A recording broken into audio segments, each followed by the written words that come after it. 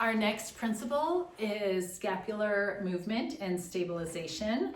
Already we have covered breathing, we've covered pelvic placement and rib cage placement. So the scapula, our shoulder blades, lacks bony attachment to our body, only connected by our clavicle. So it's really important that we have awareness of the muscles around the scapula and our shoulders, and that we provide stability through exercises. We're going to start with an exercise called elevation and depression.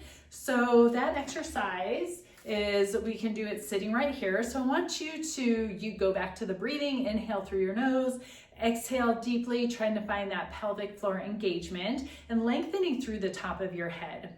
Now on the inhale, I want you to just raise your shoulders up, and then exhale and press them down. Sometimes, and continue this pattern trying to match it with your breathing, sometimes as we lower our shoulders down, we can use those muscles and causes rounding in our shoulders. So we wanna make sure that we maintain a proper alignment, that we're not squeezing our shoulder blades back or rounding forward, that we're just simply letting them float up.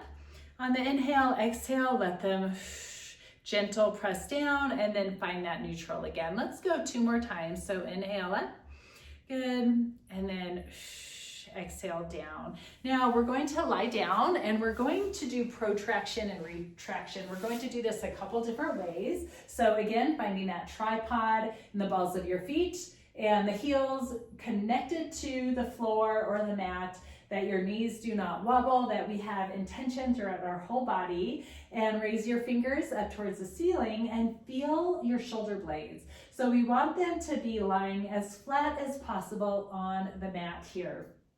And so on the inhale, I want you to just keeping your arms straight and long, reach your fingertips towards the ceiling, keeping your neck and shoulders relaxed, and you'll feel your scapula come apart.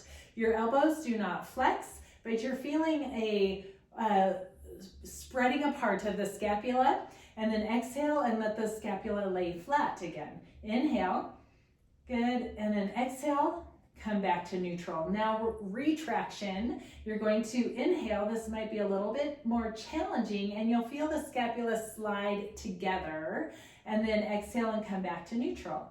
Inhale, good, and then exhale, come back to neutral. Very subtle. Another way that you can do this is if you have a band or a flex band connected onto something. So you can hold the flex band up, you're sitting up straight and tall. And now I'm going to try to find the neutral scapula, and I'm going to just engage through my scapula, slide them together to retract, and then come back to neutral. Inhale, and then exhale to neutral. Protraction, I'm going to let the band assist me as my shoulder blades slide apart a little bit, and then I draw them back to neutral. Again, 1 more time, and back to neutral, and rest. It might take time if you're not familiar with how to use those scapula and how to intentionally move them. So it might just be a continual practice. Elevation and depression, protraction and retraction.